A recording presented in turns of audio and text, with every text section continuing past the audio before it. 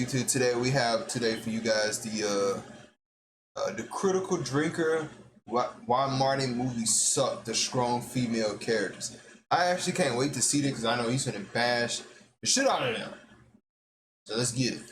Sarah Connor, Clarice Starling, Buffy Summers, Ellen Ripley, Marion Ravenwood, Princess Leia, Dana Scully, Samantha Carter, Eowyn, Vi, Aaron Sun, Nyota Ahura, Beth Harmon, Cara Thrace, and Rita Vertasky. These are just a few examples of the many intelligent, complex, compassionate, brave, compelling.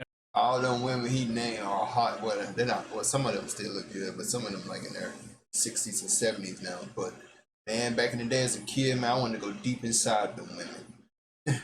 I would know more than probably like 10, 9 years old. They probably was in their 30s and 40s at that time. And I'm just like, man, that's a hot chick.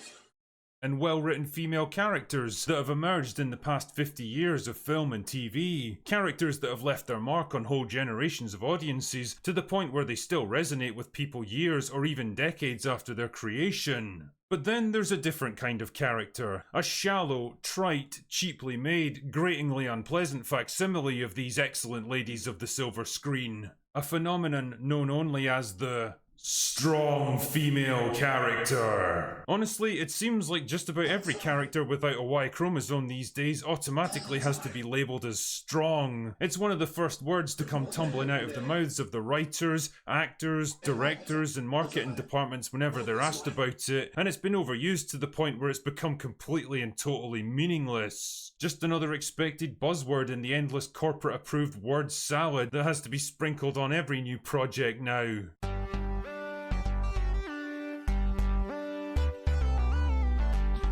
And also, I want to just point this out because I know where this is going. Why are they always trying to show that women can beat men? This is getting ridiculous. This is stupid and dumb. A woman cannot beat a man. I don't care how long she trained.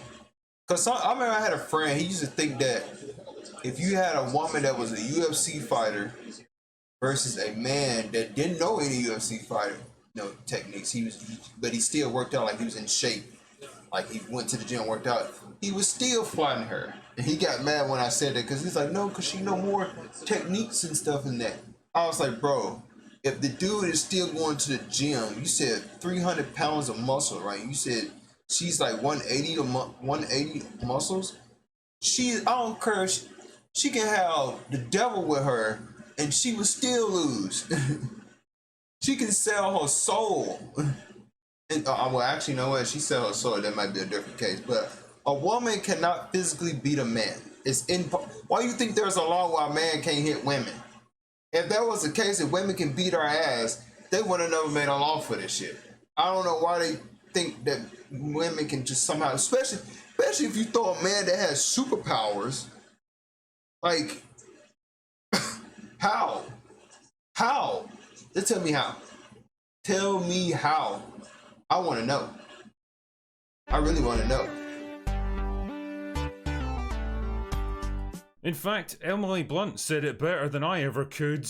It's the worst thing ever when you open a script and read the words strong female leads. That makes me roll my eyes. I'm already out. I'm bored. Those roles are written as incredibly stoic. You spend the whole time acting tough and saying tough things. Oh, stop it, Emily. I can only like you so much. The thing is, though, she's absolutely right on this one. The strong female character cliche is as hollow, simplistic, and meaningless as all those soulless corporations that'll happily use social movements as an excuse to sell you more useless tat that was probably made in an Indian sweatshop. But why is that?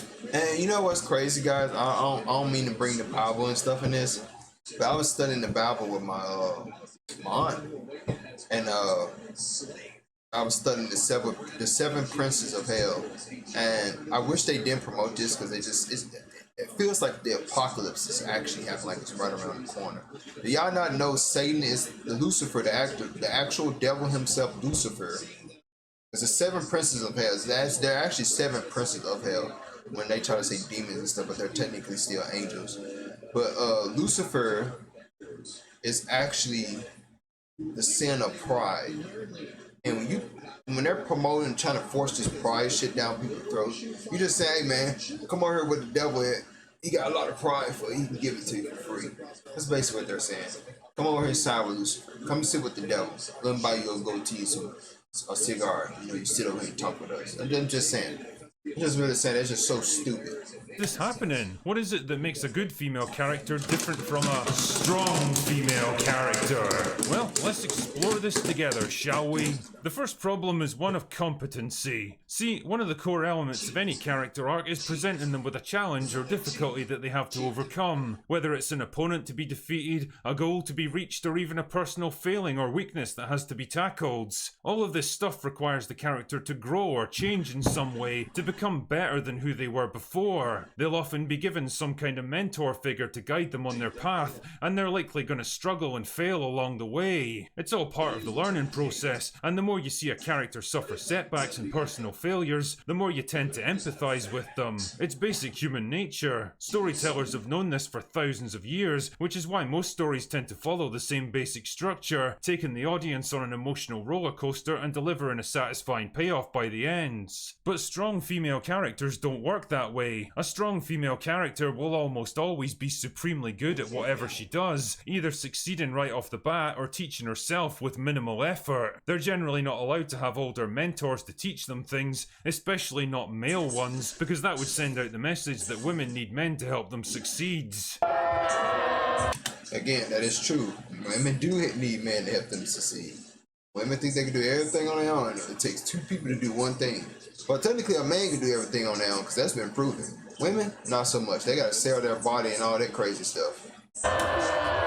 The result is a character that doesn't really face any serious struggles or challenges, or suffer major setbacks that they have to bounce back from. They're almost never allowed to fail, because the writers incorrectly associate failure with weakness, rather than seeing it for what it actually is, a necessary part of personal growth. Failure itself doesn't define the character, it's how they react to it that matters. And if there's no failure, then there's no chance for growth and development. What strong female characters tend to focus on instead is self-actualization, the idea that she already has everything she needs to succeed, and all that's required is to let go of the limitations imposed on her by others. The message to the audience is simple: you're perfect the way you are, and it's the rest of the world that has to change. Nice one. Can't see that backfiring for people when they try to apply that to their real lives. Take Captain Marvel forcefully removing the control chip that keeps her powers contained. It's a symbolic gesture of the strong, empowered woman throwing off the shackles imposed on her by society so that she can realize her true potential. It's a nice idea that probably had the writers patting themselves on the back, but the problem is that when you remove struggle, failure, weakness, and vulnerability, you don't leave the audience with a whole lot to empathize with. We don't need to feel invested in whether a strong female character is going to succeed, because the writers give us no reason to question or doubt it. And what you end up with instead is an empty shell of a character with the superficial appearance of strength and empowerment, but nothing substantial or meaningful driving it. And it all just comes across as wish fulfillment, the desires and angst of the writers to see their character do the things they always wished they could do. And if you want an extreme example of this, just watch an episode of She-Hulk.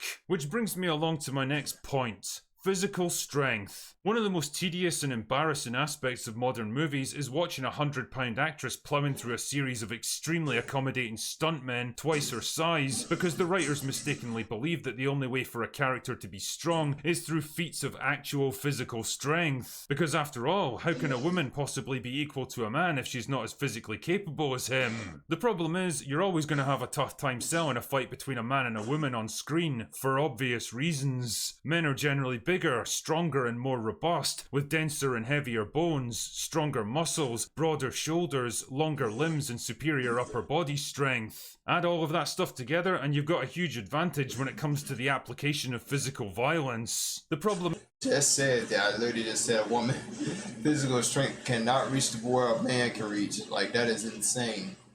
is that this reality doesn't gel too well with the modern Hollywood ideology that men and women are exactly the same at everything. So how do they get around it, you might ask? Do they carefully structure and choreograph male-female fight scenes to have the woman make clever use of her environment, the element of surprise, or improvised weapons to even the odds? Do they hire large, physically imposing actresses who actually look like they could take on a fully grown man? Or do they say, fuck it, we'll just pretend that size and strength doesn't matter anymore? I think you know the answer already. Like in this scene from The Woman King, where a 57-year-old, 5'5" Viola Davis takes on a 29-year-old, 6-foot tall man who's built like a heavyweight boxer. He's literally half her age and twice her size. A single one of these haymaker punches would probably shatter most of the bones in her face, fracture her skull. My, what? He would be in jail for hitting that woman. He would be... Police, they would get there, they would shoot this dude on sight. They'd be like, yo, you just killed it. 3 punches from this man, she's dead. Cause severe brain injuries. And yet, there she is, tanking them like she's Rocky Balboa. Nobody is buying this because they know that an actual fight like this would be over in about 4 seconds. But if you want an extremely rare example of how stuff like this would actually go down, check out this scene from Sicario where main character Kate punches a CIA officer full in the face as hard as she can, and it barely even phases him. Then he promptly knocks her on her arse in response. This is what actually tends to happen when you try to take down someone who's bigger and stronger and tougher than you. And the thing is, all of this stuff misses the point that actual physical strength isn't what makes a character strong. Someone who chooses to fight even if they're at a massive disadvantage is actually a lot braver and more compelling than some overpowered superhuman who dominates everything around them. Like in this scene from Lord of the Rings where Éowyn makes a stand against one of the most powerful and terrifying enemies in all of Middle-earth. You can see how frightened and tiny she is compared to him. She's basically a fly that he could easily swat away, and the fact that she doesn't just break and run speaks volumes about her strength of character, which is a lot more important than the strength of her muscles. The point I'm making here is that all of these attempts to push female characters as the physical equals of men comes across more like envious wish fulfillment or spiteful revenge fantasies rather than believable character traits that fit naturally into a well-rounded story. More often than not, it's the writers pushing their own desires and personal ideology into the script rather than trying to tell a compelling story that resonates with audiences. Now, none of this is to say that it's impossible for a woman to beat a man in a fight. Of course it is. The differences between them aren't that huge, but it has to be carefully thought out and implemented to make it look believable on screen. Sarah Yeah, like women, if you give a woman a gun or a knife or a pepper spray or any type of weapon in their hand, they can most definitely take down. I'm not saying it isn't, like he said, like the drinker said, it's not impossible for a woman to beat a man. They most certainly can. But in certain circumstances, like, does she have a gun? Does she have a knife? Does she have some poison? Does she poison the man first to weaken him so she can have an advantage?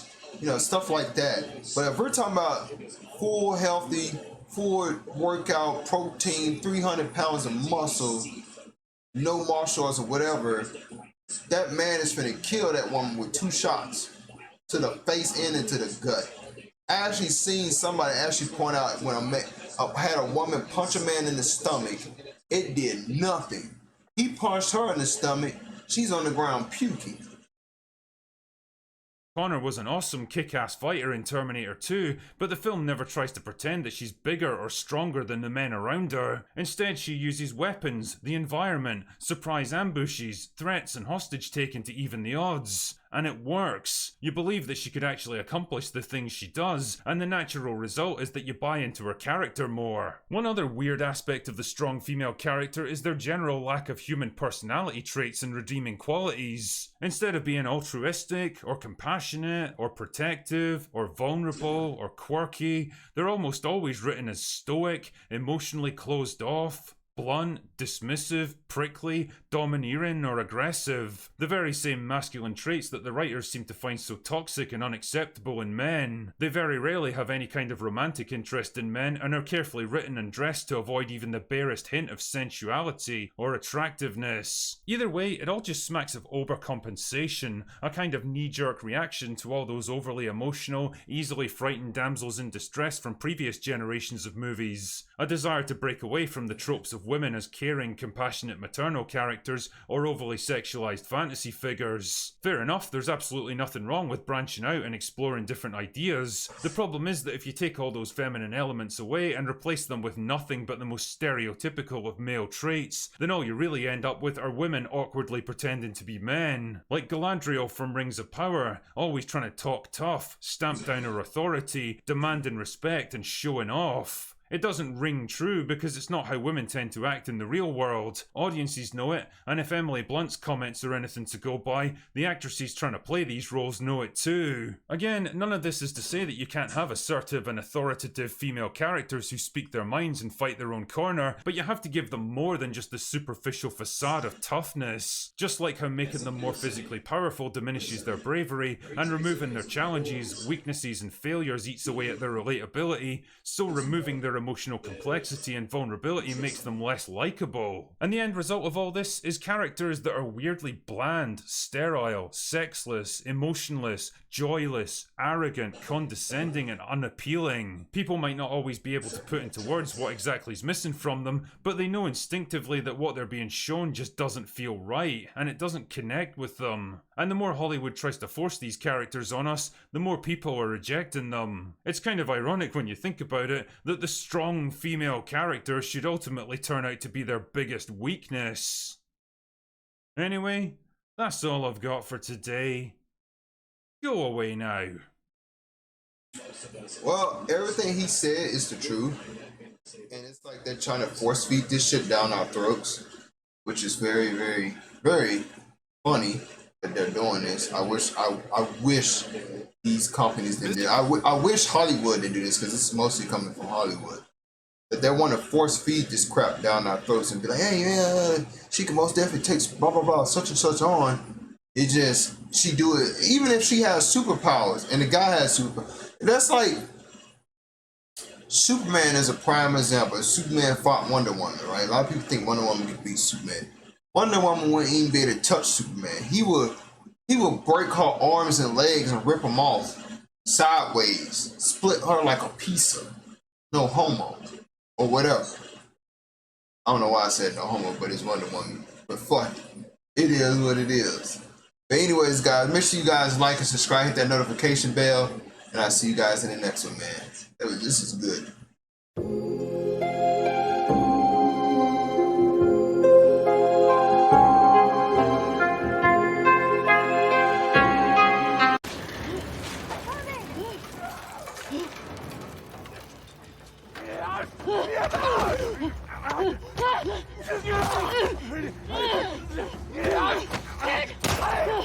Fast. They're infected or... Ellie, your mask. Here, we can share mine. No! Don't take it! Stop! Ellie, stop! Ellie, stop! What? No! Ellie, no! Stop! I'm not infected. I'm immune. I'm not coughing, do you see? Fuck. Dina. Shit. Can you run? Yeah.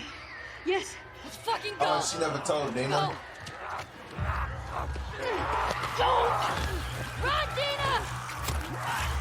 Ellie! Oh my god, too many Right people. here! Don't slow down!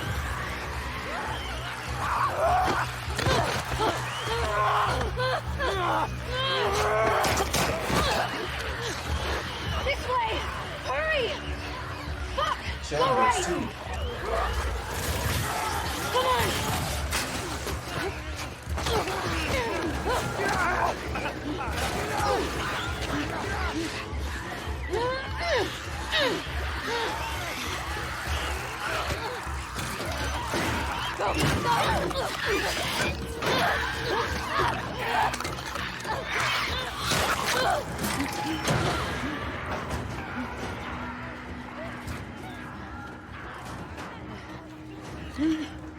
Wrong with her. She's pregnant.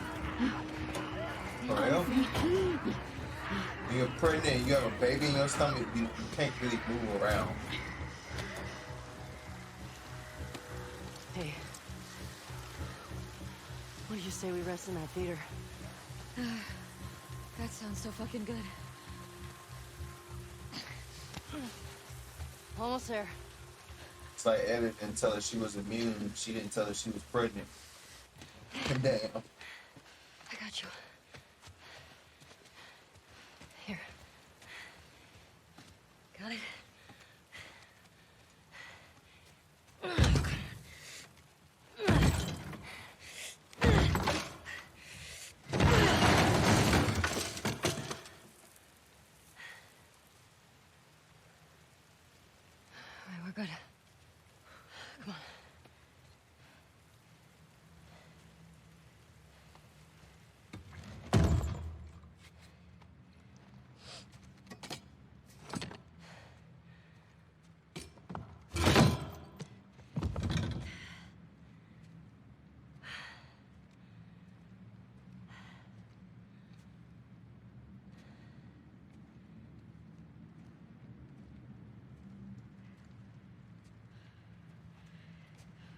You want to tell me what's going on with you?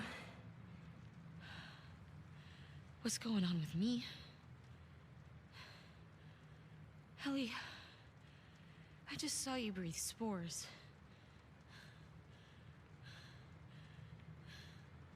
I told you. I'm immune. Okay, you're immune? Come on. I was bitten a long time ago. The fuck are you talking about? I was bitten and nothing happened.